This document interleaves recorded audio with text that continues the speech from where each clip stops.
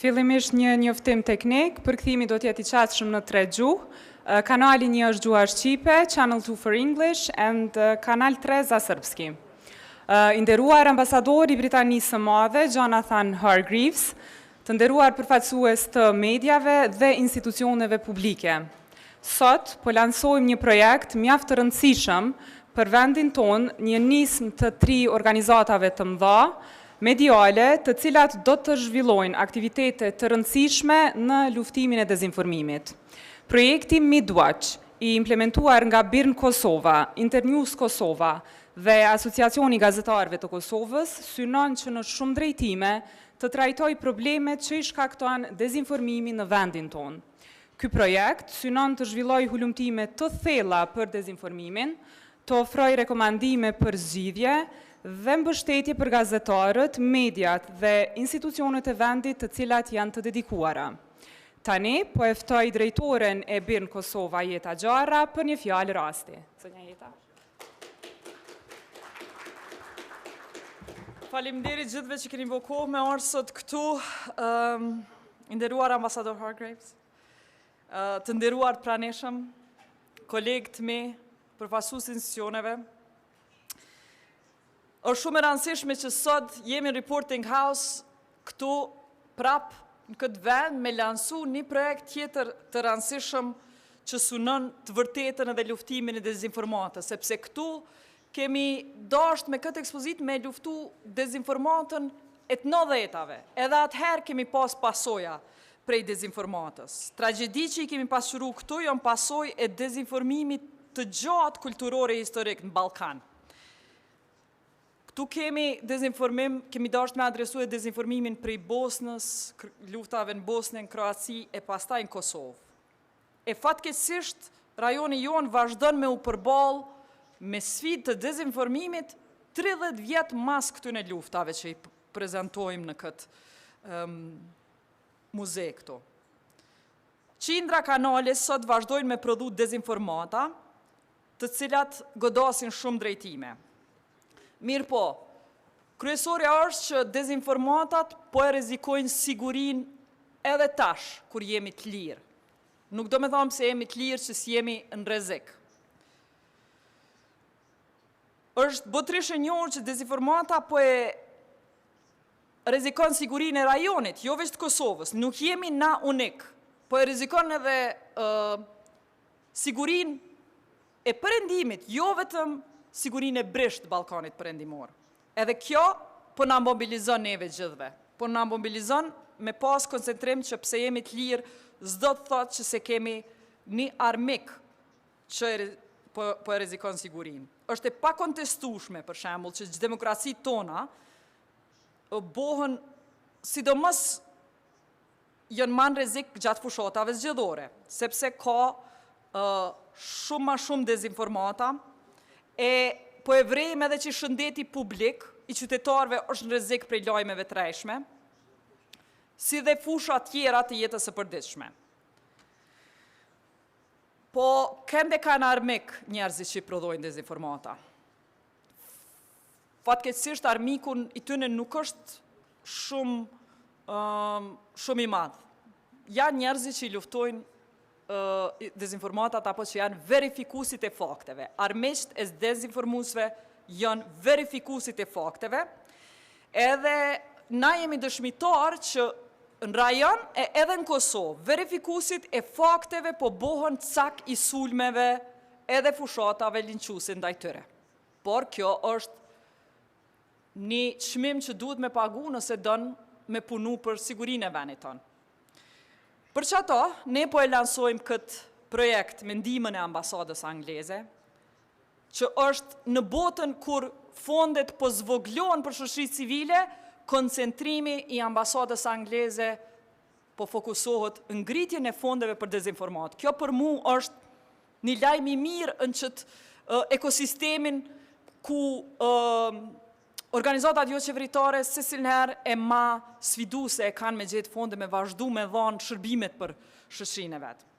Për që ata, falenderoj ambasadën për mbështetje të një programi që nuk jep vetëm financim për organizatën tonë Birnin dhe Internews-i, 2 organizata partnere me e bo këtë projekt, po synon me dhanë grante gazetarve tjerë për me i përkrah ata me bursa, ata gazetarë që janë të guxim, mjaftueshëm të guximshëm me u marrë me verifikim të fakteve.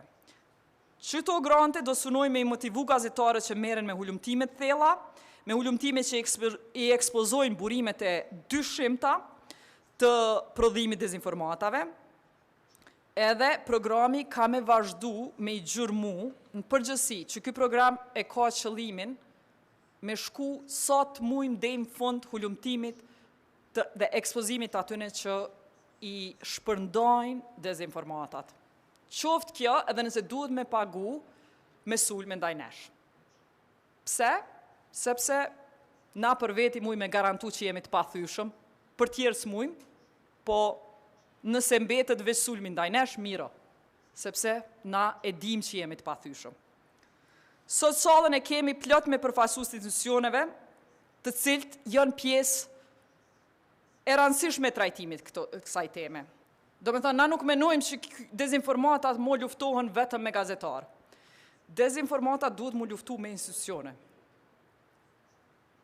Edhe ata janë kallëzu kryesisht aleat tonë, do me thonë, ka njerëz në institucionet Kosovës që nuk pritojnë me i hi kësaj pune. Për që ato i falenderoj, ata që edhe janë sallë me neve, edhe që s'janë sallë me neve, e që në animojnë prej veneve ku janë.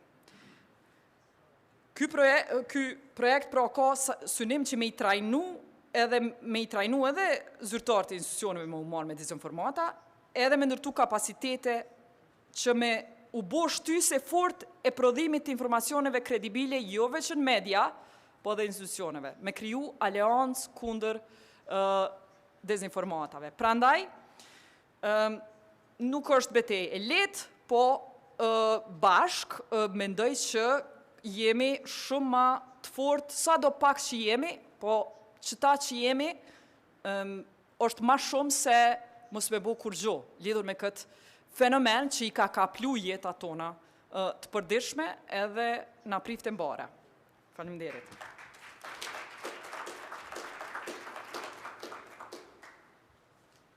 Faleminderit zonja Gjare. Tani ftoj në skenë për një fjalë rasti ambasadorin britanik, zotrin Jonathan Hargreaves.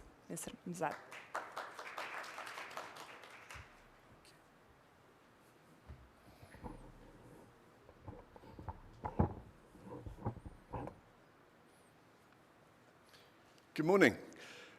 Jette, thank you so much, and thank you to all of you for being here. It is a real honor and a privilege to be here this morning. And as you said, Jette, what better place, what more powerful place to be having this conversation than in this reporting house, which is a symbol of the courage and integrity of journalism and its impact. So it's a real pleasure to be here today on this important occasion to launch this Media Integrity and Disinformation Watch, MidWatch. And I'm so delighted that we, the UK, the British Embassy, are able to work with such incredible organisations for this short but powerful project. And I know it's going to be a challenge to achieve what you want to achieve over the next 6 or 7 months. But I know we also have the right people for the job.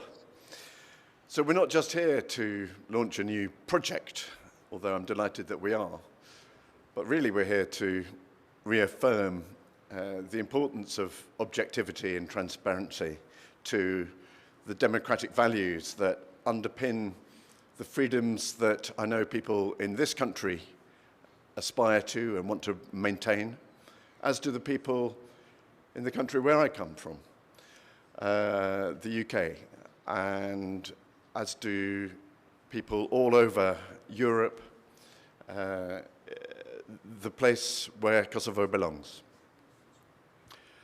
I know I've fallen into the trap from time to time of sharing a news article which I found to be really interesting or shocking, but without checking its source first. And I know I've seen a post that's gone viral, has made me angry or upset or excited, shared it with people, and then found that it wasn't true after all. So we know that disinformation is not just a problem at an individual level, but it's a strategy. And I was hearing from Kreshnik now some very unusual new strategies which are appearing in unexpected places, not just on the news and in social media, but where you don't expect them. And it's a strategy that is being used to divide our societies, to divide the unity between our countries, and to erode trust within and between them. And it's a strategy that's working.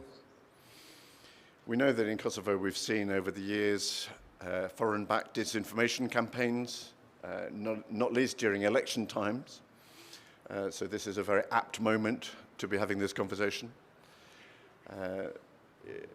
Influences that have spread falsehoods about ballot stuffing or foreign interference. And these campaigns have often been disproportionately targeted at women. And they're not random. They're coordinated and they're calculated and they're dangerous. They're dangerous to us as individuals and they're dangerous to us as societies. As you said, Jetta, this is not just an issue in Kosovo. It's an issue in the region.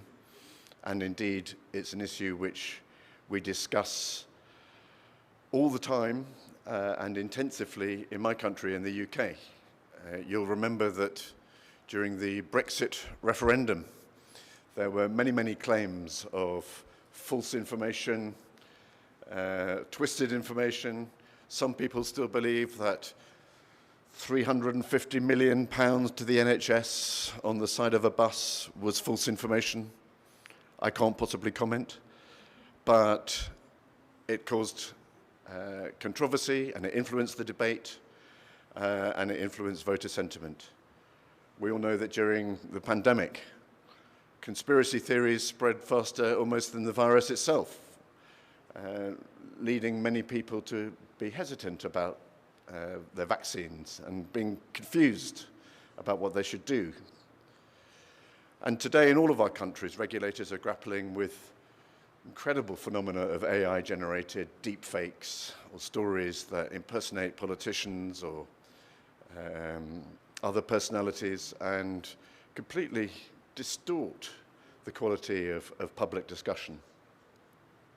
And this tells us that democracy itself is under attack, increasingly, across our region, including in my country and in many countries of the world. Kosovo's own democracy is, I think, an astonishing testament to the determination of all of you as the people of Kosovo to build this country in the last 2 decades. And it's a democracy which I hope and I know that you will want to nurture, preserve, and grow. A democracy in which everybody has a voice and expressed within clear rules of the game that protect rights and freedoms. But, as you said, Jetta, this young democracy is also not immune from the global trends attacking those rules of the game. And that's why it makes it all the more important to fight back, as you will be doing, with facts, with transparency, and with collaboration between yourselves. This is a project and a fight which is going to need courage, and it's going to need unity. And that's exactly what this project is here to do. And I'm delighted that this short project is going to bring together journalists and civil society and public institutions, as you said, to sustain integrity, accountability, and well-informed public discussion.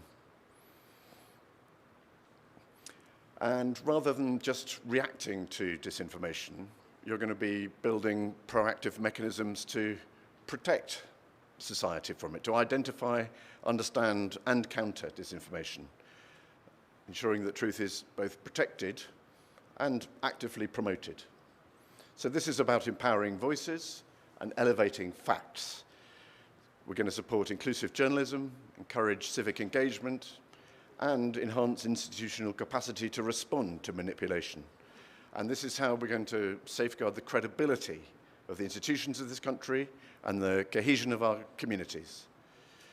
Because when institutions understand this information, they're better equipped to defend against it and prevent it creating long-term damage. And that's why we, as the UK, are so delighted and so proud to be partnering with BIRN and Internews, AJK, and all of you who will be involved in this project. And our participation in this both represents the UK's global commitment to media freedom and democratic resilience and regional stability. And that's a commitment which is underlined this month in particular by our hosting of Western Balkan 6 leaders, foreign ministers, interior ministers, trade and economy ministers in the UK in the next couple of weeks in the context of the Berlin process. A coming together which demonstrates both the UK's involvement but also our firm conviction that by working together on these big issues of democracy and economic development, the Western Balkan 6 are stronger together. So I hope that this will be not just a project, but it will also become a platform for collective action. And I know that through this project, you will be making that platform. And this is a project which is going to require huge courage, massive expertise, and a lot of support. I know that all of you have the first two in abundance. And my job is to make sure that you also have the third, and I look forward to working with you. Thank you so much.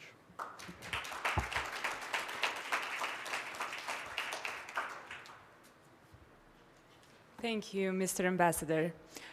Tani do e thellojmë diskutimin bashkërisht rreth aktualitetit në ambientin medial në Kosovë, si dhe sfidave në dizajnimin e programeve që kanë për qëllim luftimin e dezinformimit. Me këtë rast, i ftoj panelistët tonë t'i bashkojnë diskutimit, zonjën Naile Dema, zëvendës kryetare në Asociacionin e Gazetarëve të Kosovës, zotrin Besnik Berisha, kryetar në Komisionin e Pavarur të Mediave, zotrin Visar Prebeza, redaktor në Kryptometer, dhe zotrin Kreshni Gashi, kryeredaktor në Kallxo.com.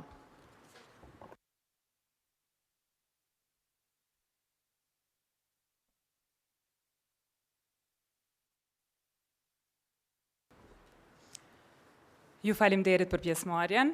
Doja ta filloja diskutimin më gjerësisht rreth zhvillimeve kryesore që janë aktualitet në ambientin medial në Kosovë dhe çka paraqesin realisht rrezik në integritetin e informacionit me fokus tek dezinformimi. Po filloj nga ju, zonja Naile.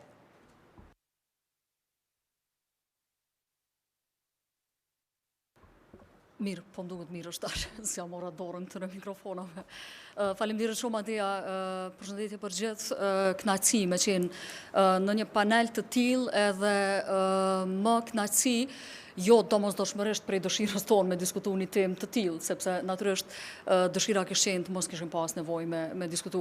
Por çështja e dezinformimit, në asnjë rrethon nuk guxojmë ja leju vetës me mendu që mundet me na le ta quajmë kushtimisht amnistu neve si Kosovë, kur e kemi parasysh nivelin global të problemit edhe problematikës me cilën po përballet bota saj përkat këtij zhvillimi që ka marrë shumë hovë të madh, sidomos tash me zhvillimin e inteligjencës artificiale, me fake newsa që krijohen nëpërmjet AI edhe të tjera çrregullimet të informacionit që veç edhe u përmendën më herët.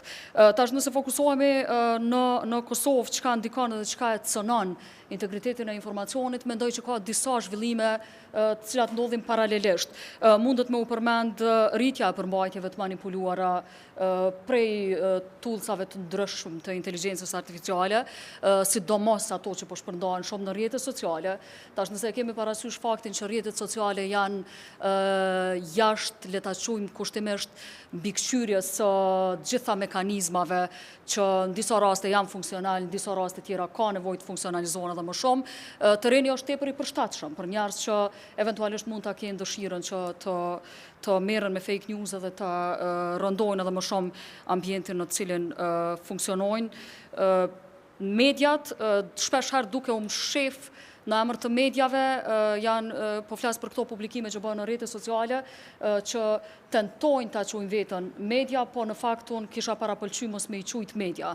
Në anën tjetër jo të gjithë njerëzit mund ta bëjnë dallimin nëse një informat e kanë parë në një medie kredibile apo e kanë parë në rrjetet sociale. Dhe kjo pa asnjë diskutim po e rrezikon shumë edhe median klasike në kuptimin e radiove, televizioneve, portaleve të mirëfillta, sepse në fund të ditës po flitet për fake news, për çrregullim informacioni, për të gjitha njësoj. Kështu që rrjetet sociale besoj që janë të bëhen një dëm goxha të madh në këtë aspekt.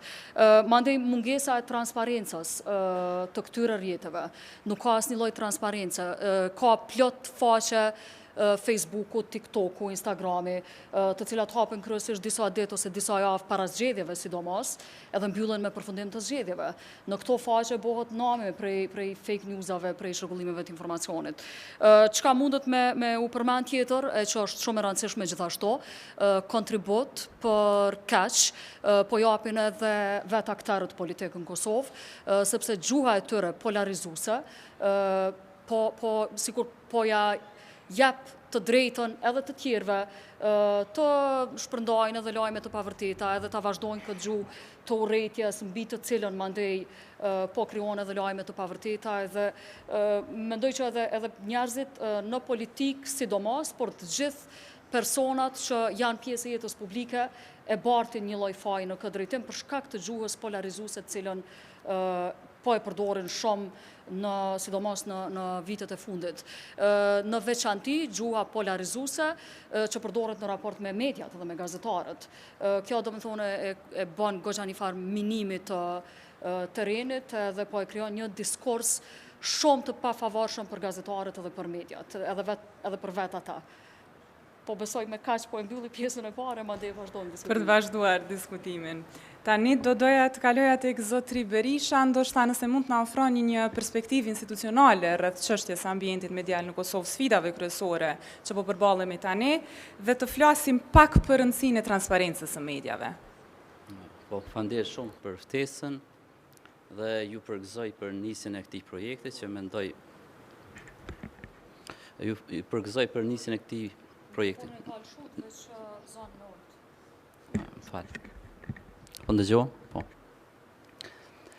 Uroj mbarësi në këtë projekt, i cili është shumë i rëndësishëm, nga se kur flasum për integritetin e mediave dhe dezinformimin, mendoj që jemi duke folur për dy tema që kanë rëndësi të jashtëzakonshme strategjike për mbrojtjen e individit dhe të vendit në përgjithësi. Për nga përkufizimi, dezinformimi ka të bëjë me qëllimin, domethënë është një qëllim për të bërë keq. Dezinformimi ose kampanja dezinformuese janë jashtëzakonisht të rrezikshme, mendoj, dhe nuk janë një dimensionale, po janë shumë dimensionale. Prandaj tu kemi të bëjmë me një ekosistem veprimi dhe dëmi që mund të parashihet varet shumë prej intensitetit të organizimit të kampanjave dezinformuese, por gjithashtu edhe mekanizmave mbrojtës. Ne ndoshta jo gjithëherë mund të kontrollojmë qëllimet që kanë të tjerët, mirë po mund të jemi më të përgatitur për të mbrojtur. Dhe mendoj që mbrojtja në këtë rast nga dezinformimi nuk është një luks, por është një obligim ose një urgjencë kombëtare që ta sigurojmë sa më mirë, për shkak se dëmi që mund ta pranojmë nga dezinformimi mund të jetë i jashtëzakonshëm. Dëm mund të pësojnë individet, mund të pësojnë zgjedhjet, po mund të rrezikohet edhe siguria kombëtare. Për ne mjafton që vetëm një individ të jetë viktimë e dezinformimit, mendoj që vetëm kjo duhet të na shqetësonte shumë. Prandaj në këtë aspekt kur ekziston drita, terri largohet, mendoj që kjo duhet jetë qasja kryesore. Ne kemi nevojë për media shumë profesionale, shumë të përgjegjshme dhe një ekosistem medial të fuqishëm i cili do ta mbrojë dhe do të jetë aleat me shoqërinë e jo një ambient ku depërtojnë letas dezinformatat e çfarëdo forme ose çfarëdo natyre. Po për të siguruar akoma këtë ambient medial, mendoj që është shumë e rëndësishëm që edhe aktorët tjerë institucional të jenë të fuqishëm dhe të organizuar me kapacitetet e duhura, ashtu që të sigurojnë një ambient të përgjegjshëm medial. Në këtë rast, Komisioni i Pavarur i Mediave duhet të jetë në nivelin më të lartë të detyrës dhe të krijojë brenda ligjit që jep autorizimet të duhura, të krijojë infrastrukturën nënligjore në këtë rast, ashtu që të përgjigjet sa më mirë. Ne kemi një kod të etikës, të cilën dëshirojmë që ta zbatojmë në tërësinë e saj, pra mediat janë të obliguara që të ofrojnë informacione vetëm në mënyrë të saktë. Po ashtu edhe raportimet duhet të jenë të balancuara. Mediat nuk duhet të transmetojnë lajme, të cilat e dinë që janë të rreshme, po edhe të cilat duhet ta dinë se janë lajme të rreme. Prandaj ne nga mediat gjithsesi konsiderojmë përgjegjësi dhe nivel sa më të lartë në kryerjen e detyrës, kurse kemi nevojë, mendoj unë, për një infrastrukturë ligjore më të avancuar e cila krijon një ambient mbrojtës më të mirë. Faleminderit. Tani do të kaloj tek zotëri Prebeza. Çka mendoni se cilët janë faktorët që ndikojnë në lehtësimin apo vështirësimin e dizajnimit të programeve për luftimin e dezinformimit dhe ndoshta tash jepni pak më shumë informata rreth programit në fjalë, i cili po lansohet edhe sot. Faleminderit shumë. E para është që ky projekt është dizajnuar bazuar në shumë studime paraprake që u bë. Domethënë asnjë prej aktiviteteve që është vendosur aty nuk është vendosur pa e ditë që paraprakisht ka një problem në atë fushë dhe pa e ditë synimin se ku po dojna me mri. Për shembull, në projekt kemi përfshi identifikimin e informacioneve të rreme që synojnë me cenu integritetin territorial, që synojnë me ngrit tensionen ndëretnike, informacione të rreme që potencialisht mund me qenë të sponsorizuara nga jashtë, pra nga shtetet e tjera. Pra ky është synimi i parë. Po megjithatë, nëse mbetemi vetëm me kaq, na e dim që nuk e ekspozojmë tërësisht problemin. Pastaj kemi shku në fazën e dytë. Pra përveç ekspozimit të disa informacioneve të rreme, ne do të bëjmë studime, do të bëjmë hulumtime për fushat specifike. Pra ato që i përmena që mendojmë që na cenojnë integritetin tonë, na cenojnë sigurinë tonë, na cenojnë shëndetin tonë, na për to do të bëjmë hulumtime specifike dhe po ashtu do t'i trajtojmë me këtë projekt. Gjithashtu, është shumë e rëndësishme që këtë studime, këtë hulumtime me i pasqyru sa ma gjënë, që gjithkush me i pa, pra gjithkush me informu për rrezikun që na vjen për dezinformimit, prandaj e kemi dizajnu edhe publikimin e dokumentarëve. Pra janë disa dokumentarë që do të publikohen dhe synimin e kanë po ashtu me mbritjes së çdo qytetar. Përveç këtë kësajna, do të bëjmë edhe një studim të dezinformimit, një që kemi bërë në 2 vitet e kalume. Jemi duke dizajnuar një metodologji për këtë studim, në cilën na do të publikojmë vitin e ardhshëm dhe do të tregojmë cilat kanë qenë dezinformatat, çysh janë paketu, cilat kanë qenë kanalet që është shpërndarja e dezinformat, a na u ka paketu një dezinformat sikur rran, apo na ka ardhur në mënyra tjera, sepse ajo që duhet me cek është që jo gjithmonë dezinformata vjen si kurran. Ka njerë vjen si satir, ka njerë vjen vetëm si shtrëmbrim i të vërtetës, ka njerë vjen vetëm si narrativ. Për shembull, sot unë e qela portalin dhe e pash plot portalet tona e kishim publikuar një komunikat, pothuajse, të Kremlinit. Dhe ato paraqitet vetëm çka ka thënë Putini për luftën në Ukrainë, vetëm narrativa e tina. Dhe mediat tona nuk e kanë marrë mundin me e shti kundër narrativen, sepse dezinformata shpërndahet edhe duke publikuar një komunikat të Kremlinit, për shembull me publikuar narrativen e luftës në Ukrainë. Na të gjithë jemi dëshmitar cila ka qenë narrativa e tyre. Pra e para, na kanë thonë që s'kemi mësulmu, vetëm po i grumbullojmë ushtrinë rreth kufirit të Ukrainës, dulce o rran, sepse pat invazion. Pastaj e quajtën operacion special.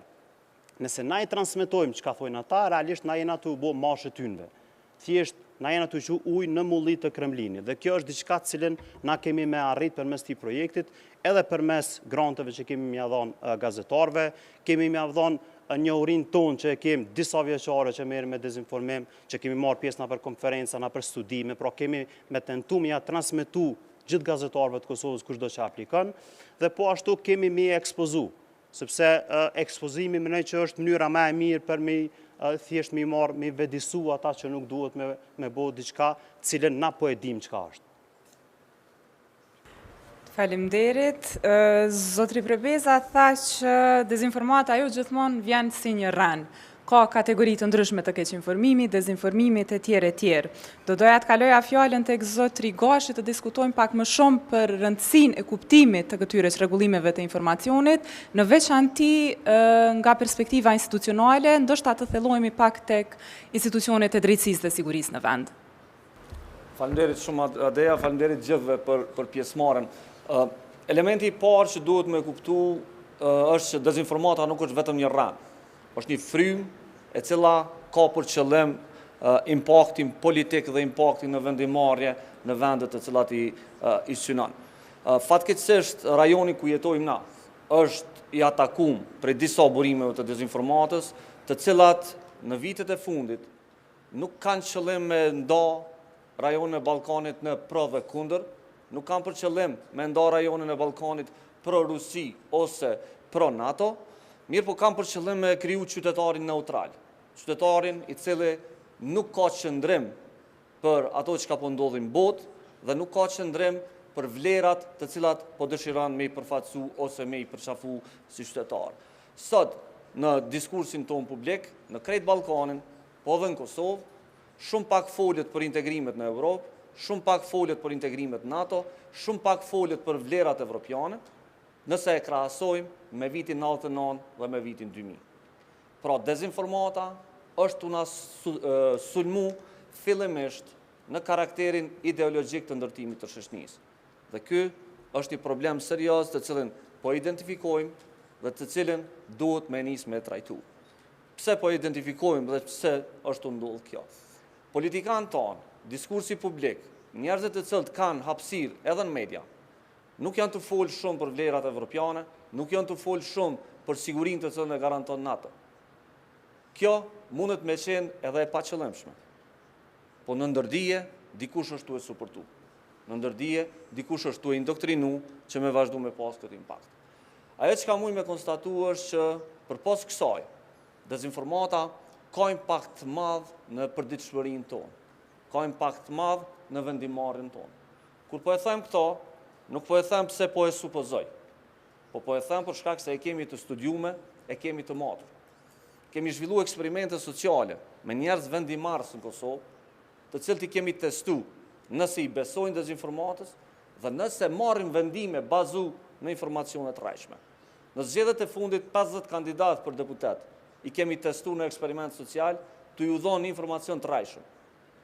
20% e tyre kanë thonë që marrin vendim mbi çat informacion. Për neve është shumë shqetësuese kur deputeti I ardhshëm e çon dorën dhe voton për një çështje të cilën e ka ngrit një dezinformat. Njerëzit që marrin vendime në vendin tonë kanë problem me integritetin e informacionit.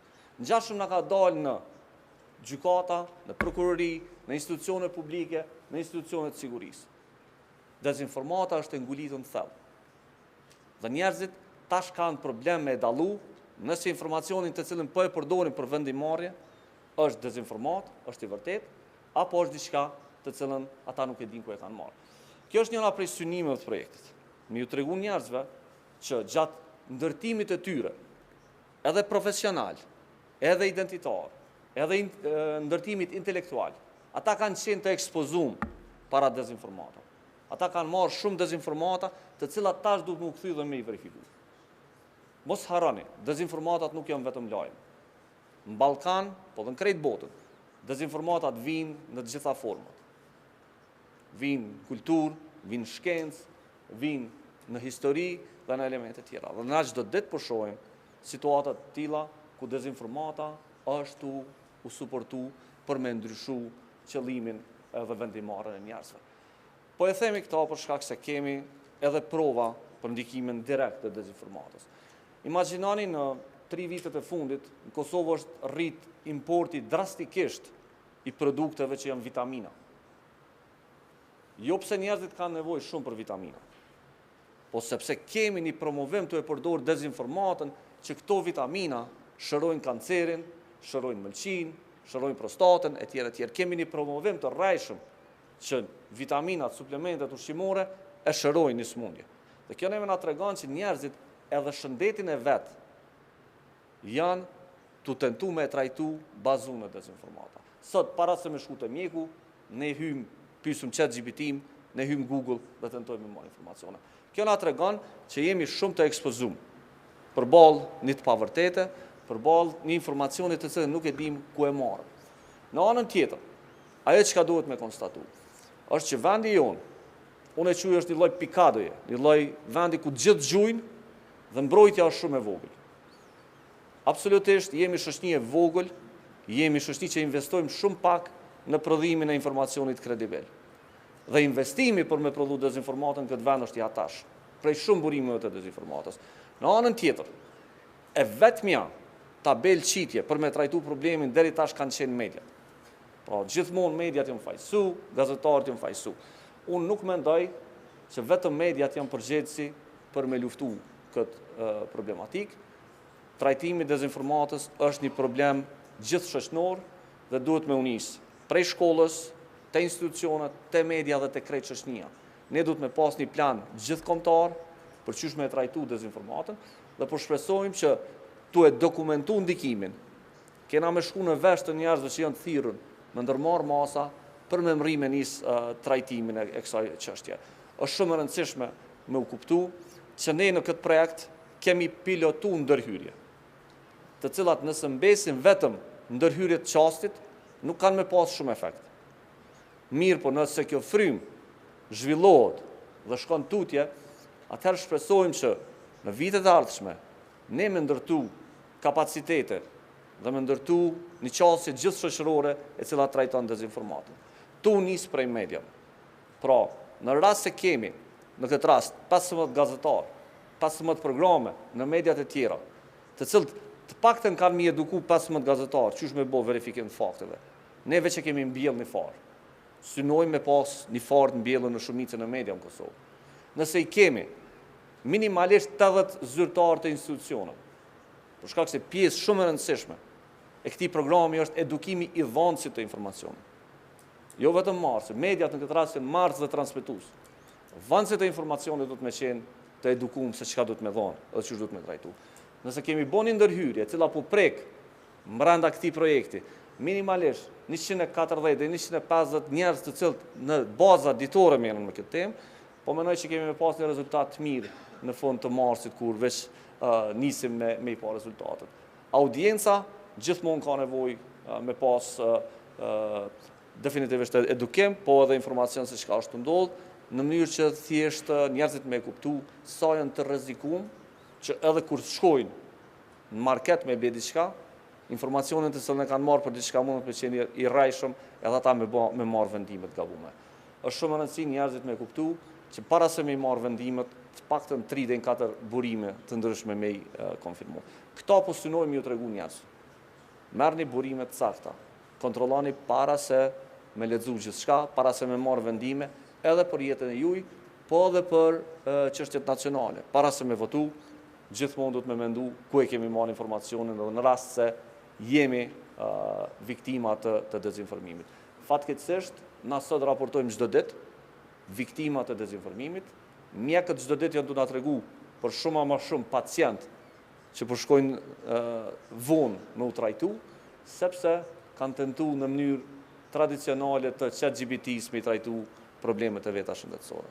Mjekët janë ata që janë thirrën, jo interneti dhe jo elementet tjera. Shpresoj që se zgjata shumë. Faleminderit zotëri Gashi, siç duket ka pajdueshmëri midis panelistëve që është problematike çështja e dezinformimit dhe ka nevojë për një ndërmarrje gjithëpërfshirëse në luftimin e këtij fenomeni. Ndërkohë ju njoftoj dhe do doja të kthehem ka audienca në qoftë se ka pyetje për panelistët. Në qoftë se jo për momentin, atëherë vazhdojmë. U përmend roli i gazetarëve si i rëndësisë së veçantë në luftimin e dezinformimit, jo që roli të tjerëve nuk ka rëndësi institucioneve, shoqërisë si të anësi. Në projektin Mi Dua që po lansohet sot, bashkëpunëtor është edhe Asociacioni i Gazetarëve të Kosovës, ku janë të parapara ndarja e disa çmimeve për gazetara. Mund të flasim pak më shumë në detaje për këtë, zonja Naile, gjithashtu edhe në përgjithësi për rëndësinë e gazetarëve në luftimin e dezinformimit, si dhe të gazetarisë së pavarur në këtë mes. Adea, lajmi për ndarje të çmimeve, për çfarë do lloj mbështetje ndaj gazetarëve në kuptimin e edukimit tëre, sidomos në luftimin e dezinformatave dhe në të qenit korrekt ndaj profesionit ti, sepse nëse ata kishin qenë korrekt, ne gazetarët, mediat, jemi të vëmendshëm në konsultimin e të gjitha burimeve të mundshme, jemi të vëmendshëm në marrjen e informacioneve dhe trajtimin e tyre, më pas nuk është që kish pas nevojë shumë për trajnime të tilla. Por jemi në një situatë në cilën jemi, mediat në shumicën e rasteve kanë mungesë kapacitetesh, nuk është që kanë shumë gazetarë, nuk ndodh shpesh të mos kenë hapësirë që një gazetar ta dërgojnë në një trajnim të caktuar dhe kjo po i kushton shumë ambientit medial në përgjithësi në Kosovë. Prandaj lajmet për organizime të tilla gjithmonë janë shumë të mirëseardhuna. Në fakt unë shpesh them një ide që mund të më gjen shumë e mirë, me shku me mbaj trajnime në redaksi, kënd e gjen aty dhe i mban të gjithë gazetarëve pa përjashtim, sepse ka shumë nevojë. Tash në kuadër të këtij trajnimi na drejtoi diskutojshëm e kujtova Asociacioni Gazetarëve të Kosovës ka themeluar rrjetin e grave gazetare. Edhe ideja deri te themelimi i rrjetit të grave gazetare ka ardhur pikërisht nga ky brom, po e quaj kushtimisht. Sepse gratë, siç e dim, janë viktima edhe më të mëdha të gjuhës së urrëties, sidomos po flas për gratë që janë pjesë e jetës publike. Tash të qenit viktim e gjuhës së urrëties që përdoret ndaj teje, e krijon një ambient të jashtëzakonshëm edhe për dezinformim, edhe për çfarë do lloj çrregullimi të informacionit që lidhet me ty. Kështu që po më pëlqen shumë si ide, uroj që sa më shumë gra gazetare me qenë përfituese të këtij projekti edhe të kësaj mbështetje që Birni po jap në këtë kauzë tepër të rëndësishme. Përndryshe po vazhdoj me besu që Asociacioni Gazetarëve mban edhe trajnime të tjera në vazhdimsinë e funksionimit, ka trajnime për ngritje të kapaciteteve, sidomos në përdorimin edhe në të qenit të tek në raportimin e gazetarëve, por edhe në luftimin e dezinformatave dhe në raportime të përgjithshme që lidhen me barazi gjinore dhe fusha që konsiderohen më të ngjashme. Por ajo që mendoj që është shumë e rëndësishme është edukimi medial, sepse nëse nuk e kemi një qytetar i cili mendon me kokën e tij për një informatë që mund të servohet prej kujtdo, jo domosdoshmërisht prej një medie ose prej një gazetari, është shumë problematike. Në anën tjetër, nëse e sheh një debat tepër të madh, të cilin e nxit i pari i Shteteve të Bashkuara të Amerikës, po e përmend për faktin që konsiderohet superfuqi botërore, që flitet për paracetin dhe lidhjen e tij me autizmin, edhe nuk ka asnjë informat të verifikuar sakt, dhe ne qytetarët nuk e kemi asnjë dilemë nëse është ky person i duhur të flas për këtë temë edhe ka shkollimin adekuat që ta trajtoj një çështje të tillë, domethënë çështja e këtyre çrregullimeve të informacionit për një më shumë serioze në krejt botën. Prandaj po është shumë e rëndësishme ta kemi të qartë si lexues fillimisht, pastaj si gazetar, si persona të jetës publike, si deputet që besojnë edhe votojnë bazu në lajme të pavërteta, çysh ti lexojmë lajmet, cili burim duhet konsiderohet kredibil, cili jo. S'po them tash të bëhem krejt gazetar, po s'paku një edukim bazik, çysh me marrë një lajm të mirëqenë edhe me besu edhe çysh jo i zhdasht me pas. E kjo duhet me nis prej shkollave, prej shkollimit fillor, mendoj. Faleminderit, zonja Dema. Zotri Berisha, gjatë adresimit tuaj përmendët shkurt mekanizmat mbrojtës në luftimin e dezinformimit, çrregullimeve të informacionit. A mund të na tregoni se a është duke ndërmarrë diçka konkrete Komisioni i Pavarur për Media lidhur me luftimin e dezinformimit? Faleminderit. Aktualisht Komisioni i Pavarur i Mediave ka të adoptuar një rregullore për transparencë dhe pronësi të mediave, e cila mendoj që është shumë me interes. mediat e kanë obligim të bëjnë të qartë dhe publike se kush janë pronarët e tyne, do me thonë deri në pronarin e fundit. Këto të dhëna tashme edhe mblidhen në Komisionin e Pavarur të Media dhe bëhen publike në website-in e KPMS. Synimi është që ta di se kush qëndron pas cilës media, ashtu dhe që qytetarët ta kenë më të lehtë ta kuptojnë se pej nga po marrin informacion ose pej nga po krijohen opinionet. Kjo është tepër me rëndësi, ndërsa rëndësia tjetër është po ashtu që përmes kësaj rregullorie ose përmes këtij veprimi që kemi bërë, tentojmë që ta luftojmë monopolin medial, nga se shpesh herë aktorë të panjohur fshihen pas mediave të caktuara. Prandaj ne, duke e ditur se kush qëndron pas cilës media, kemi vendosur edhe masa ose rregulla të caktuara, të cilat ndalojnë koncentrimin e mediave. Pra nuk mundet që një pronar të ketë dy media me karakter generalistik, nga se konsiderojmë që nuk është e shëndetshme për demokracinë dhe diversitetin. Gjithsesi, ne kemi arritur që spaku të krijojmë një lloj diversiteti formal, po jemi shumë të interesuar që ky lloj diversiteti të mos jetë vetëm formal, po të jetë edhe real, prandaj edhe kërkojmë që të jemi të kujdesshëm edhe me tutje. Vetë profesioni i gazetarisë është profesion, domethënë, i dritës dhe i të vërtetës. Kjo është mënyra më e duhur për ta luftuar dezinformimin, duke pasur parasysh se dezinformimi është nënkupton një spektër të gjerë aktivitetesh. Mendoj që edhe përgjigjja duhet të jetë po ashtu përmes një ekosistemi mbrojtës, siç thash edhe më herët, dhe kjo nënkupton që duhet të kemi një komision të pavarur të fuqishëm, por nënkupton që edhe institucionet tjera relevante të jenë të fuqishme dhe të përgatitura të përballen me këtë sfidë e cila është e përgjithshme. Pra përgjigjja jonë duhet të jetë holistike, jo vetëm përmes një institucioni, mirë po institucionet tona, në këtë rast për shembull KPM-ja ose AGK-ja do të jenë shembujt e parë të luftës kundër dezinformimit e jo eventualisht të qalojmë në këtë drejtim, ose verifikues të fakteve duhet të jenë shumë aktiv.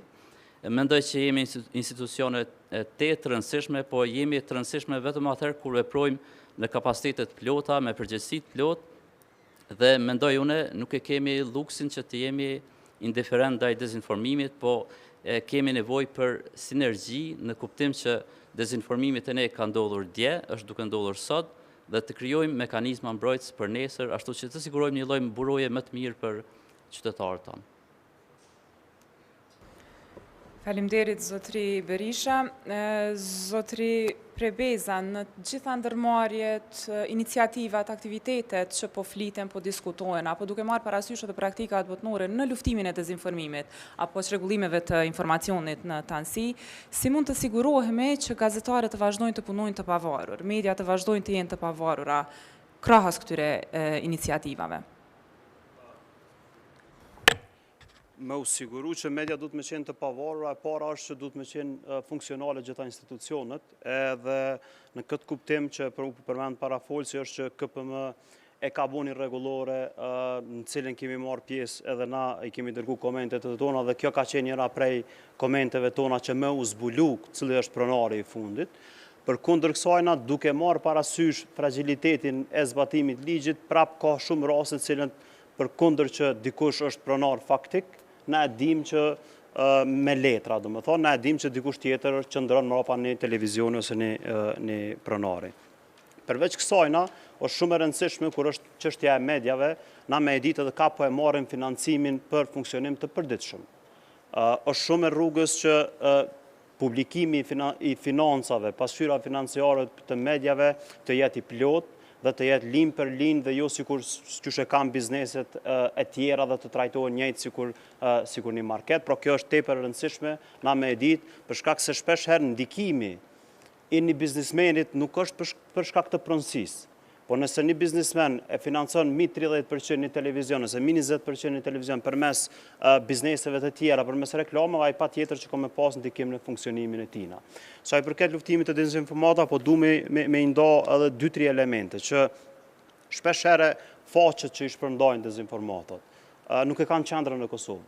Marët Krishniku foli për çështjen e për çështjen e publikimit të informacioneve të rreme sa i përket shëndetësisë. Ne i kemi identifikuar dhe pjesa më e madhe menaxhohen prej Vietnamit, prej Ukrainës edhe prej Maqedonisë së Veriut. Vietnami dhe Ukraina në një mos normalisht një pjesë e Ukrainës e dina që nuk është në kontroll të qeverisë së Ukrainës, por prej Rusisë. Ndërsa po ashtu e dina që studimet kanë treguar që Vietnami u kthy në hub të hakerave rusë që në shku dhe i kanë kriju qendrat atëre dhe për atje në duke shpërndodhur dezinformata. Pra, na po e dim sakt prej ka për na vjeni dezinformat e saktuar. Ajo që do shta me u lidh po ashtu me Nailin është që dezinformatat cilat shtresa i targetojnë. I targetojnë shtresat që janë pak më të cënueshme. Për shembull, na kemi pa prej studimeve dhe të kaluara që e kemi bërë që gratë kanë qenë shumë më të sulmuara se sa politikanët me dezinformatat e tyre. Domethënë, unë nuk më vjen keq mi përmend gjitha politikanët cilat kanë qenë jashtëzakonisht të sulmuara dhe na pothuajse në baza javore duhet me bë identifikuar një rënd që shpërndahet për ta. Për shembull, Moza Kusari Lila ka qenë jashtëzakonisht e targetuar. Hykmete Bajrami, Ganimetja, domethënë deputetja Ganimete Musliu.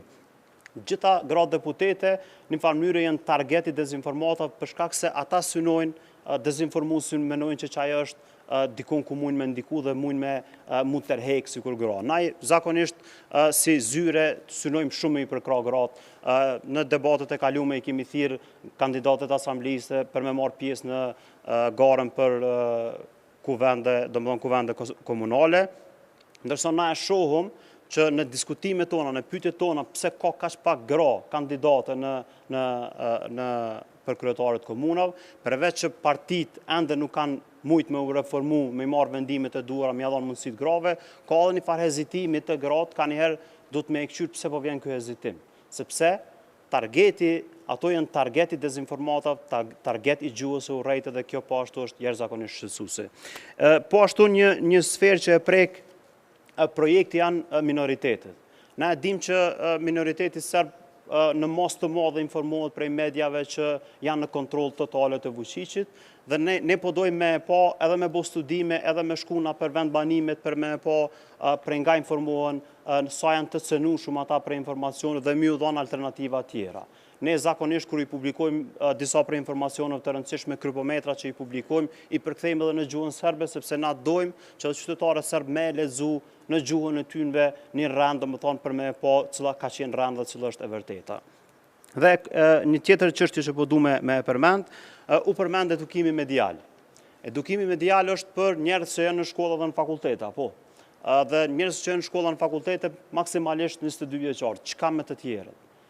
Dhe kjo çka me të tjerët nënkupton që na duhet me mendu edhe për edukim në masë. Pra na duhet me mendu për emisione edukative, na duhet me mendu me i trajnu këtë gazetarët, këtë moderatorët, në mënyrë që ata me ditë që secilin emision që e bojnë bëhet bazu në verifikimin e fakteve dhe nuk lejojnë rrama, sepse ajo që na po e shohim, Kreshniku i përmendi gjyqtarët, prokurorët, mjekët, politikanët që janë të ndikuar, po qytetarët janë shumë a shumë. Na shohim postime që janë një fëmijë normal që lexon në klasës 3 mundet me identifiku që është e rënë në ndërkohë, një video që presupozohet që kryeministri Edi Rama ka më dhuru 75.000 euro nëse dikush e komenton përshëndetje, shikohet gjysmë milioni herë. Njëjtë komentohet deri në 10.000 njerëz. Pra kemi 10.000 njerëz që e besojnë që ato. Dhe kjo është shqetësuese. Kjo është shqetësuese që duhet mu adresu edhe prej televizionit publik, pra mos me flajt, po me organizu, sepse e ka për obligim edhe çështjen edukative, por edhe për gjitha televizionet e tjera që me eduku qytetarin që mos me ra prej informacioneve të rreme. Faleminderit, zotëri Prebeza, po hapen edhe më shumë tema dhe nevoja për diskutim vazhdon. Në qoftë se analizojmë praktikat ose zhvillimet në rajon. Pak a shumë ka ngjashmëri në kuptimin e luftimit të dezinformimit, po ashtu edhe nga ana e cënëshmërisë, në qoftë se flasim specifikisht nga ndikimet nga jashtë. Cilat janë ato modalitete, praktika, iniciativa më të mira që do të kishin me funksionu në Kosovë, dhe a ka diçka që ndoshta globalisht është duke u ndërmarrë e Kosova duhet të integrohet në ato ndërmarrje më të mëdha, të ketë gjithëpërfshirje në aspektin, në qasjen më gjithëpërfshirëse në luftimin e dezinformimit, keq informimit e tjerë. E para është fatimirë që si organizata kemi mri me qenë në trendet globale të trajtimit të dezinformatave, të qenë pjesë e AFCN-it dhe EFCSN-it, dy mekanizmave kryesor botëror të cilët certifikojnë verifikus të fakteve dhe mbikëqyrin punën e tyre, ne jemi bo të barabartë me krejt vendet e botës dhe ndoshta të avancum në raport me ta, në raport me trajtimin e dezinformatës. Ajo çka na muj me thonë lirshëm prej rajonit tonë është që në rajon kemi organizata të certifikume për verifikimin e fakteve të cilat zbatojnë standardet ngjashëm që zbatohen në të gjitha vendet e Bashkimit Evropian. Po dallimi dhe ajo që na duhet me konstatu është që kur e merr hartën e Evropës dhe e sheh numrin e organizatave që bojnë fact-checking në Evropë dhe numrin e organizatave që bojnë fact-checking në Ballkan, kemi pa që Ballkani është totalisht i skuqur. Ka numër të madh të organizatave që bojnë fact-checking dhe është një arsye e thjeshtë.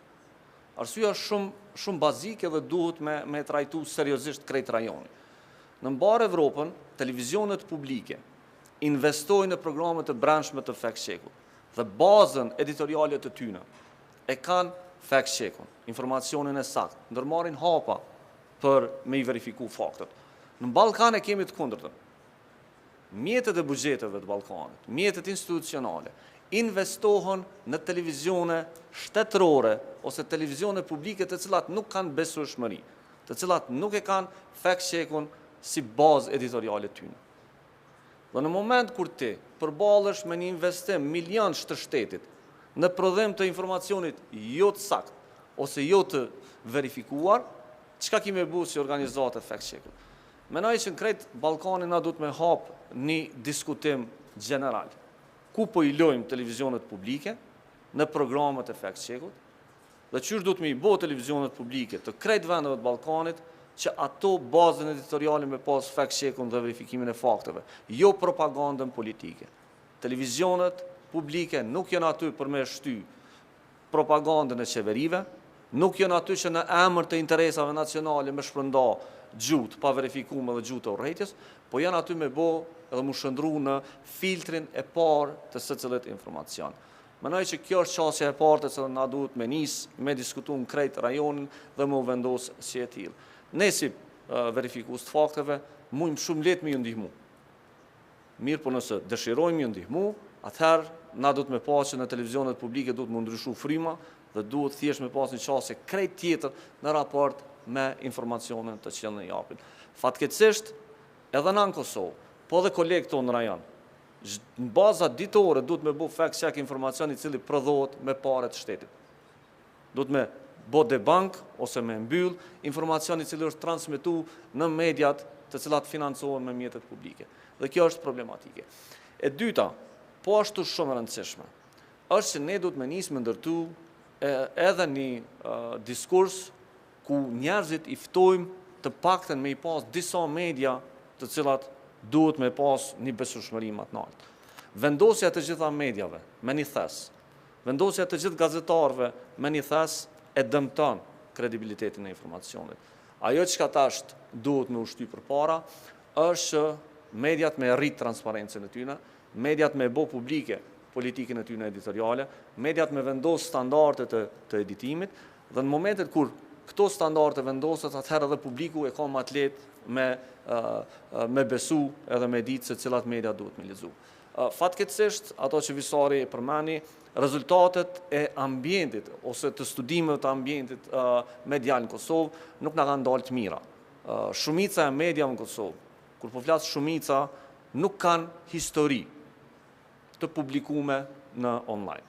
Pra nuk mujna me ditë kush ka qenë themelusi, kush ka qenë njeri cili ka dhënë parat e para për me themelu media, dhe në fund nuk muj me ditë edhe kush është përfituesi final i mjeteve të cilat i gjeneron media. Pra, kemi identifiku që media të caktume ka nis tash me shku mu regjistru në Hollandë, sepse atje nuk muj mjau gjurmu prënësim. Dhe kjo është problematike dhe na duhet me ndryshu me bazë ligjore, me e imponu transparencën e media në venin tonë. Elementi tjetër është, mediat vazhdojnë mos mi pas transparente burimet e financimit. Është standard evropian që çdo burim i financimit në media duhet me qenë transparent. Ne nuk po kërkojmë mi tregu sa pare janë rrogat, sa pare po shfrytëzohen për pajisje. Po publiku duhet me ditë se kush po e financon informacionet të cilën është tu i lexu. Edhe nëse ajo është informacion i prodhuar në mënyrë kredibile, media duhet mi bot transparence burimet e veta të financimit. Problematike, sepse mediat në Kosovë refuzojnë me bë këtë punë, i kemi testu, kemi dërgu kërkesa për qasje në dokumentet të tyre, kanë refuzuar në i dhonë financat e tyre. Standartet e EFCSN-it imponojnë që deri në 2% të fondeve me qenë transparente për mediat. Dhe kjo është standart evropian i cili duhet me u zbatu edhe në vendin tonë. Elementi tjetër, po ashtu shumë i rëndësishëm, edhe kodi i KPM-s, po edhe kodi i Këshillit Mediave të Shkruar, imponon që çdo artikull i cili është pagu, është i sponsorizuar, me ju identifiku qytetarët. Në shumicën e mediave online, ju nuk keni me gjetë hapësira ku identifikohen materialet të cilat i sponsorizojnë biznesin. Dhe kjo është abuzim me informacione, kjo është abuzim me hapësirën e lajmeve.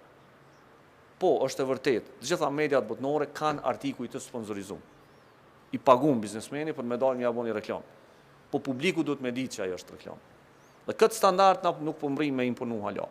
Kështu një sot fushatën zgjedhore, kështu një sot audiencën, dhe duhet me pas një shpjegim. Pse një media i ka 200 lajme për një parti politike brenda ditës, dhe nuk i ka 200 për një parti tjetër. Dhe këto e vreni për aeroplanit, kur ullën e me lexu lajmet në hapësirat caktuara. Ju e vreni për aeroplanit, qysh sot kemi problem serioz edhe me, se unë e përmeni shpesh. Na jemi qaq kreativ sa edhe mekanizmat e cilat rrjetet sociale i bojnë, i manipulojnë. Kërkush nuk i bjen men, që në Kosovë nuk përdoren mekanizmat për me bo shpërndare në Facebook, po përdoret Viberi për me shpërnda Facebookun në grupet mbyllura.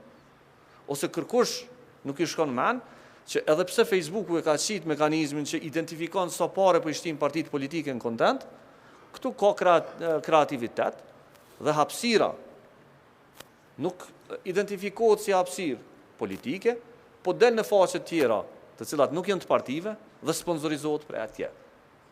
Na sot zyrtarisht kemi 300-400.000 euro të cilat futën në reklamime politike prej faqeve zyrtare të partive politike në rrjetet sociale. Po na nuk pëmujnë atash me pa faqet të cilat e kanë jemën të qytetit, se sa pare për i fusin, sepse ato tash nuk identifikohen si reklamim politik. Dhe mendoj që kjo është një sfidë shumë serioze që duhet me identifiku. Ajo që konstatohet është që është tu investu shumë, dhe është tu investu shumë thjesht me një qëllim të vetëm, me ndryshu edhe orientimin, edhe vendimarrjen, edhe kulturën e kësaj shoqënie, dhe na duhet në vazhdimsi me synu me ekspozu këtë punë. Ajo që ka duhet me u pasi si element shumë i rëndësishëm, është që edhe si vend, edhe si shoqëni, po dhe si institucione duhet me kuptu problematikën dhe duhet me enis me trajtu. Ajo që ka duhet me kuptu po ashtu, është që nuk janë veç mediat të obligume me bo këtë punë, dhe duhet me kuptu po ashtu edhe ana tjetër, edhe mediat, që luftimi dezinformatës nuk është luft kundër medias. është luft kundër të keqës, dhe media duhet me qenë partner të çdo nisme në trajtimin e kësaj problematike. Faleminderit zotri Gashi, po marr shkas nga përmendja e edukimit medial që përmendet në adresimin tuaj, gjithashtu edhe në lidhja që e bëri zotri Prebeza. Konkretisht çfarë hapa konsideron që duhet të ndërmerren, apo flasim ndoshta mund të jetë një strategji kombëtare për edukimin medial, u përmend edukimi medial edhe për kategoritë të tjera të cilat nuk janë të prezent në edukimin e institucionalizuar, çka konsideroni që është e rëndësishme ose cilët hapa konkret mund të ndërmerren? Adriana, bashkë kemi qenë pjesë e një projekti për një kohë të gjatë, relativisht të gjatë, ku kemi diskutu për integritetin e informacionit.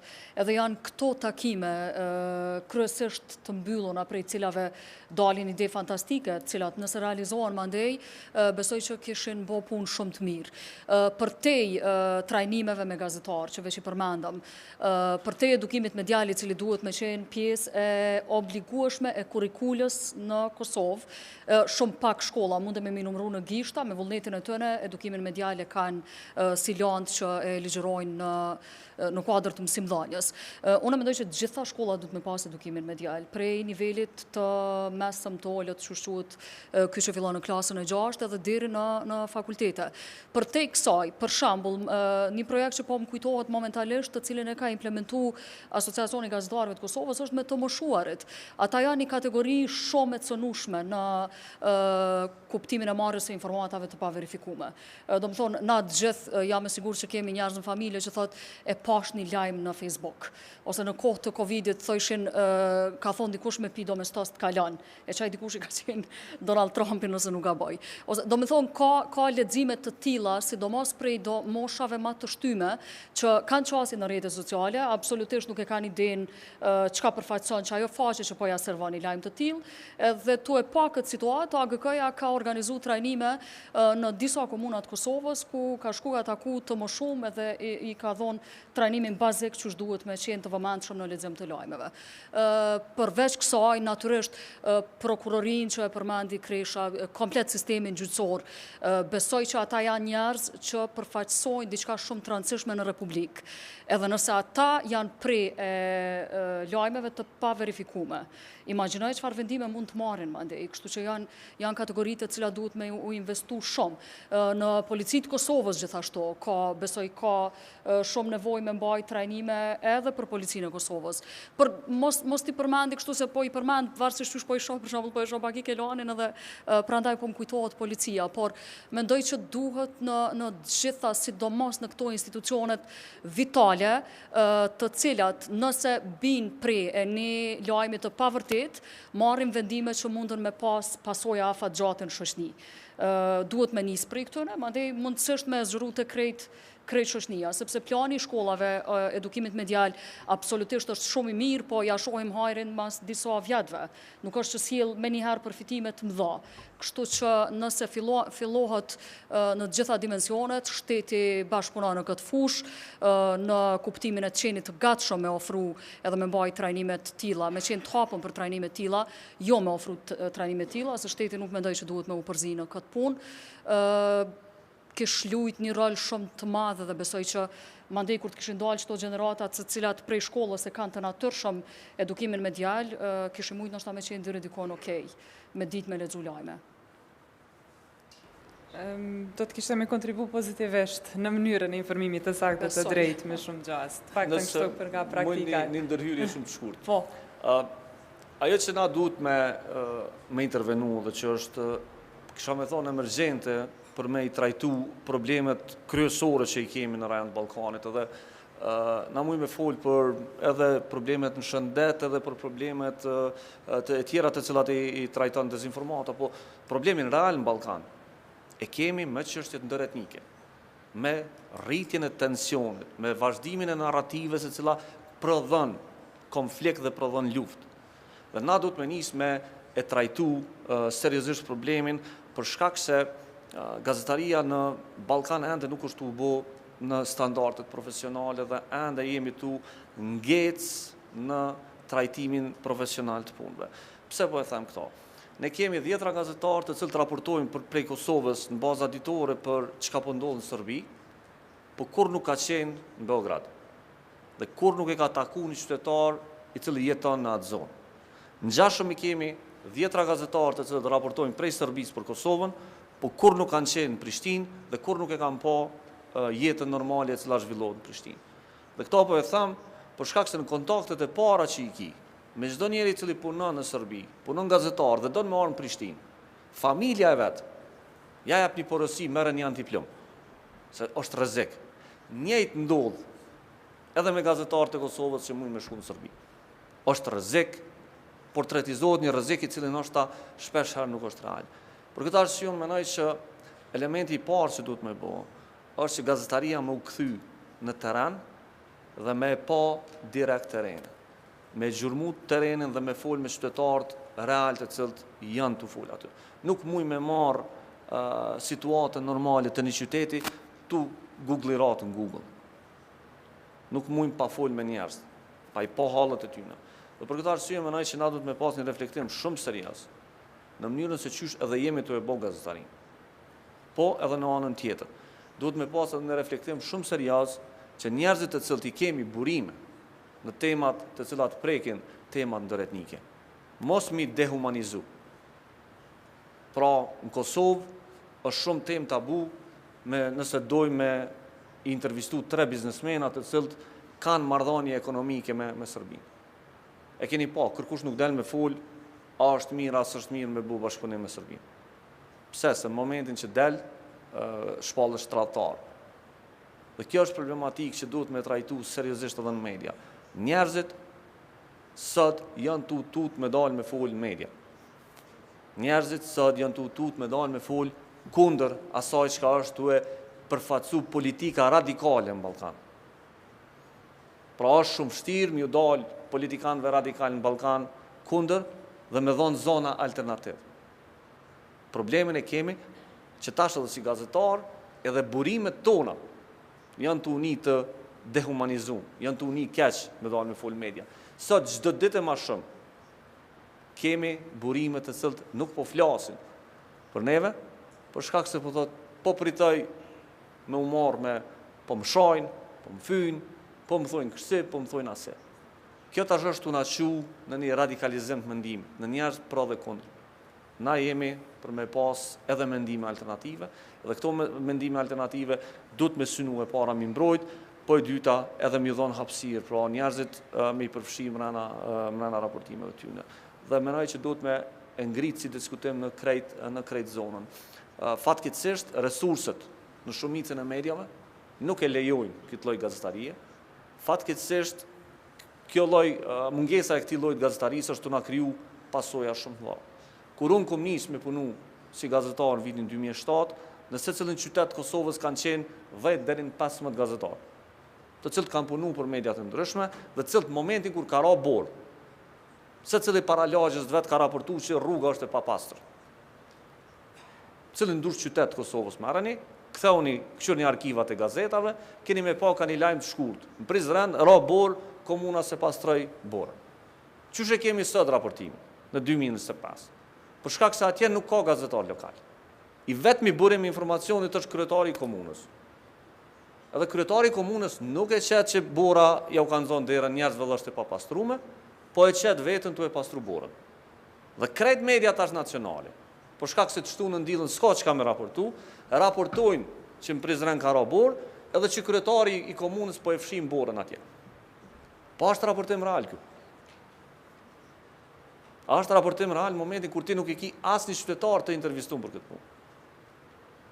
Nuk është. Dhe kjo është arsyeja pse neve na duhen gazetarë, pse neve na duhet një qasje me investu në raportim edhe në kthim të profesionit të gazetarisë. Nuk muj me leju që burimi i parë informacionit dhe burimi i vetëm i informacionit me qenë Facebookat e politikanëve. Për shkak se dashur apo s'dashur, janë dy kategori të njerëzve që në vend ligjërisht lejohen me rajt. Nuk janë përgjegjës për ranë. Janë personat e akuzuar në gjykat, ai mundet me rajt çka dojnë, prokuroria duhet një argumentu të kundërtën, edhe janë deputet. Ata ligji i mbron. Ligji ja u garanton. Është standardi i ligjit shpresë, nuk po thojnë a me ndru. Po na do të mi pas resurset në momentin kur ata e thojnë një diçka të pavërtet me i tregu publikut që ajo është e pavërtet. Jo me qenë gjithmonë deputet burimi kryesor i informatës apo politikant burimi kryesor i informatës.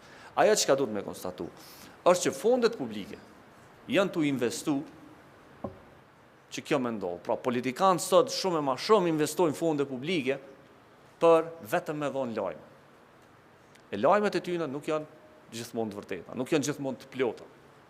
Për mos mi thonë të rame, kanë mungesë serioze të informacionit. Këta e kemi studiu poshtu, ka raporte ku i kemi analizu publikimet e tyne, dhe te e vrenë që nëse nuk është e sakt, pak informacion e kanë hik, pak informacion e kanë hiperbolizu.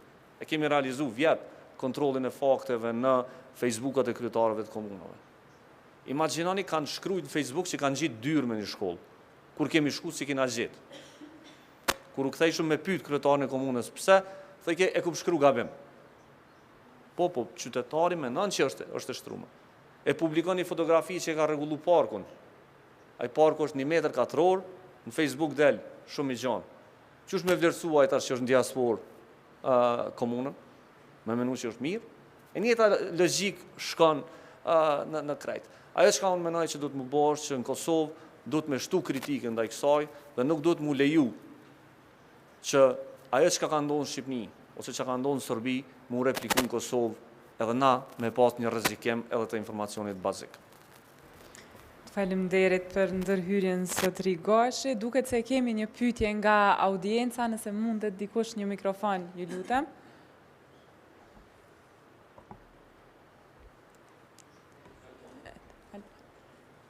Të lutem nëse ke mundësi të prezantosh dhe të adresosh pyetjen. Okej, faleminderit shumë Adea. Unë jam Albana dhe vi nga organizata Demokraci Plus. Unë ka një kohë gjatë, do me thonë që nuk i shikoj debatet e ashtu quajtura në prime time, cilat dominohen këtë rast nga burrat, por që në vlerësimin tim, gjatë atyre 2 orëve sa zgjasin ato emisione, ka shumë çrregullim të informacionit. Edhe mendoj se nëse nuk janë shpërndarësit më të mëdhej të dezinformatave, janë një ndër shpërndarësit më të mëdhej të dezinformatave, ata individ cilët janë prezent në ato emisione, kështu që mendoj që dhe polarizojnë shoqërinë, duke shpërndar informacionet pasakta në vazhdimsi gjatë realizimit të këtyre emisioneve, cili është mendimi ju në lidhje me këtë. Do me thonë, edhe a keni para pa ndonjë aktivitet, ose ndonjë intervenim, ose a ka pas në të kaluarën, ose në të ardhmen, që mundet me pas target këto emisionet cilat janë prime time edhe mënyra që realizohen, a është e mundshme me ndodhë kjo. Thjesht cili është mendimi ju ose reflektimi mbi këtë. Faleminderit shumë Adea. Ke me adresu pyetjen te ndonjëri specifik nga panelistët, apo marri me radhë kush dëshiron? Kreshniku. Shkurt, vitin e kaluar kemi zhvilluar një proces të monitorimit të dezinformatave të cilat lidhen me sistemin e drejtësisë. Dhe në Kosovë është ndërtu kultura që sistemi i drejtësisë nuk funksionon fare. Edhe i kemi marrë, i kemi monitoru debatet dhe lajmet dhe njerëzit të cilët ngrisin narrativën që sistemi i drejtësisë nuk funksionon fare. Tash këta njerëz, të cilët disa ishin biznesmen, një pjesë e tyre avokat, që ishin shpërndarës të informacionit, gjë informacionit kredibil. Kur i kemi thirrë mi pyet, ku e ke marrë informatën? Thoj ke valla veç e di. Valla ma ka thonë dikush. Vike biznesmeni, përfaqësuesi i biznesmenëve, dhe ke gjykata është të gjyku në kundërshtim me interesat e bizneseve. Dhe na e pyesim, e thirrëm me vetë, mi ja verifiku faktet, ku e ke marrë informacionin, thotë jo valla veç ma ka thonë një biznesmen. Me një rast, ndërtoj ke narrativ që gjykata nuk funksionon. Kur e kemi pyet një avokat, pse po thu që në gjyqësorin e Kosovës ka qindra landë të cilat prej vitit 2001 presin, ka thonë po kjo është e njohur. E kemi pyet, a ke hyna e në raport statistikave të gjykatave me pas sa landë janë? Ka thonë jo kur. Jemi këthy dhe i kemi kallëzu zotni, është veç një landë gjykatë Prishtinës. Nuk jenë qindra. Qysh po e ndërton këtë narrativ, o këthy ka thonë në falë.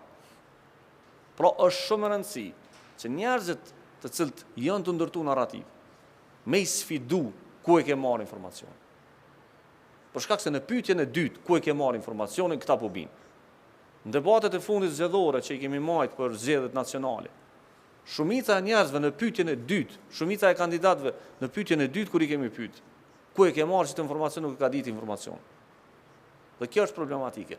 Kjo është njëra prej punëve të cilën duhet me bëu moderatorët. Për shkak se moderatori është edhe përgjegjës editorial. Nuk është aty me lujt rolin e barçit të mikrofonit. Ai është edhe redaktor. Mediat kanë përgjegjësi redaktoriale mbi debatet të cilat i transmetojnë. Dhe këto duhet me thonë shumë qartë. Për shkak se ata janë në fund transmetuesi. Dhe këto duhet me ngritë të moderator dhe duhet me ngritë të redaktor të këtyre emisioneve. Është obligim me bë pyetjen pasuese. Ku e ke marrë informacionin të cilën jetu e transmetu në emisionin tonë. Nuk mundesh me dalë në media dhe me thonë kum lexuar në portal.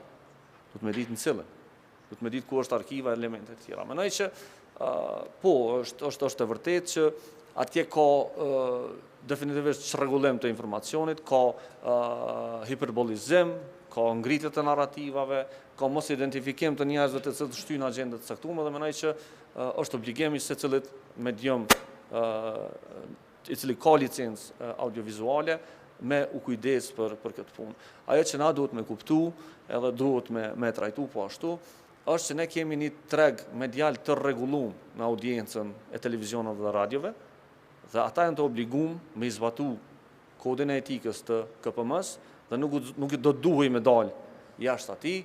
Fatkeqësisht hala nuk mri me monitoru krejt audiencën, krejt hapësirën dhe fatkeqësisht për shkak të vendimeve politike KPM-ja është pa bërë për momentin dhe duhet me prit. Me ardhur qeveria e re, me ardhur kuvend i ri, ndoshta po kemi fat me pas një bërë të ri të KPM-s në të ardhmen. Faleminderit zotri Gashi, zonja Dema deshet të shtoni diçka? Edhe kjo mungesa e bordit të KPM-s do me thonë që ka rregullu hala më shumë këtë terrenin e përhapjes së narrativave të pavërteta. Çka e kam shumë rëndësi me theksu është fakti që pa desht me i liru prej përgjegjësisë panelistët që marrin pjesë në debate. Ideja është që duhet me bo një farë diferencimi në mes të debatit.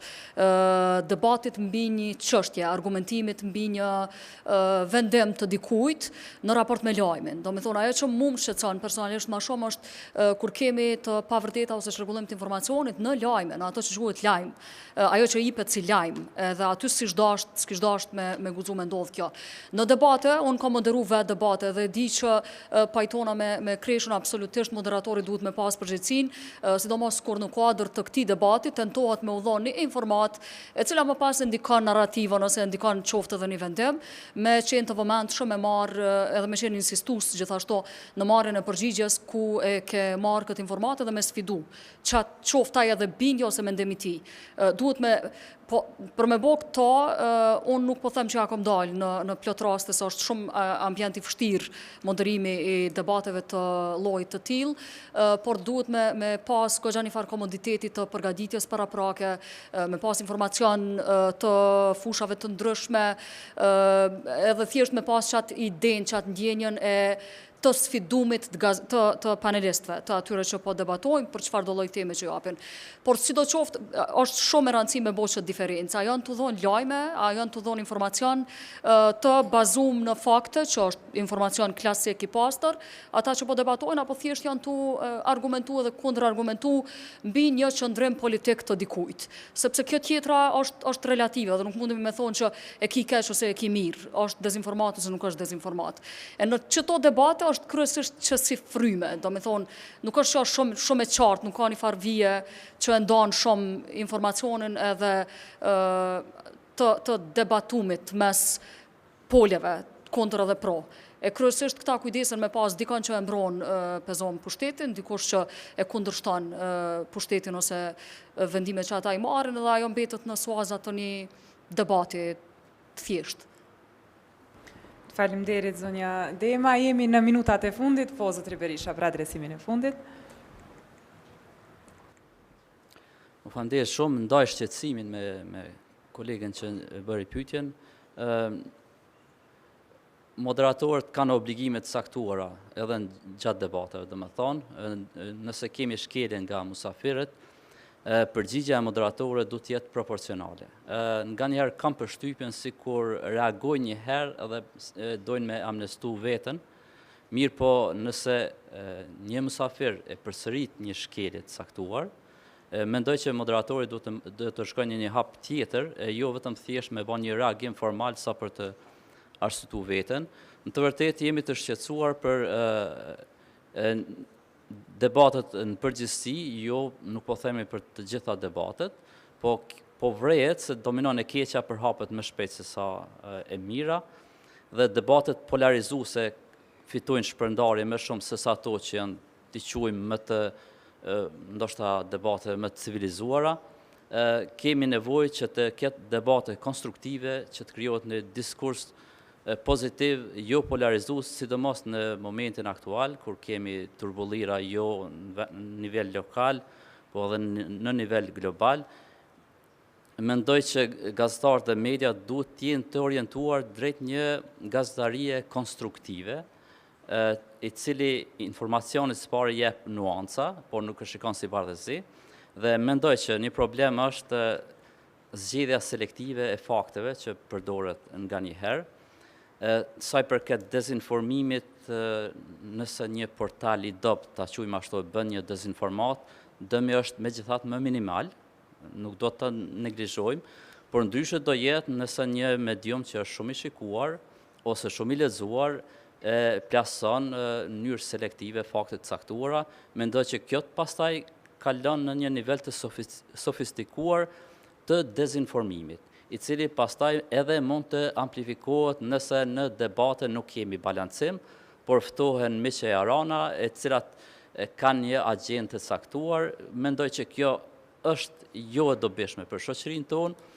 Kemi nevojë për debate të përzemërta dhe të ndershme dhe me vullnet të mirë dhe profesional nga njerëz kredibil, jo njerëz të cilët kanë histori të njollosur, bie fjala. Prandaj është tetë e rëndësishme që gazetarët dhe mediat të orientohen drejt gazetarisë konstruktive, me ndjen një lloj përgjegjësie më shumë që kanë ndaj shoqërisë dhe me ofru zgjidhje sesa me ushqy polarizimin. Faleminderit. Faleminderit zotri Berisha, zotri Prebeza, nëse keni diçka për fond. Shkurt dy elemente. Unë mendoj që organizimi i debateve na për televizione nuk duhet mu marrë një punë lehtë që na i shrujna 3 pyetje që ato dalëm e bojna një debat, tani çka do që servojmë panelistët na vetëm me moderu. Unë po tregoj, po nisëm prej, na kemi debate, domethënë ne kemi debat për një me, dhe nuk është një njeri që punon. Domethënë mrapa janë verifikues të fakteve që bojnë verifikimin e fakteve online, domethënë në kohë reale dhe njerëz që thonë të pavërteta, ju thojmë drejt për drejt ato që ky informacion që e ke shpërndarë është i pavërtet. Pra thjesht mendoj që çështja e organizimit të debateve këtu te na është marrë hajtë se kur gjëjsh po e mushim minutazhin dhe po shpërndajmë çka do që tjerët thonë, por na e kemi marrë pak më seriozisht dhe po tentojmë këta me shtri këtë praktikën tonë, mjaft tregu të gjithëve që kjo është rruga e duhur që duhet me bë. Për fund 2 elemente, shtesë sa i përket verifikimit të fakteve, absolutisht nuk është punë e lehtë, sepse na si ekip kemi marrë shumë kërcënime prej se kemi filluar njerëzve më ju thonë që ky informacion është i rrem, se sa që kemi marrë kërcënime kur na kemi publiku afera të mëdha korruptive. Mirë po, as se kemi njetë më tut, as se kemi njetë më unal, na i publikojmë edhe emrin e verifikuesve të fakteve, edhe emrin e redaktorëve, secili prej ekipit tonë ka fotografinë, emailën, numrin kontaktues dhe ashtu ka me vazhdu. Pra thjesht dezinformues kemi me i ekspozu dhe me i tregu fytyrën e tyre. Faleminderit të gjithëve për këtë diskutim, gjithashtu edhe mysafirëve faleminderit për prezencën, e shpresoj të shihemi në aktivitetet e radhës. Mirupafshim.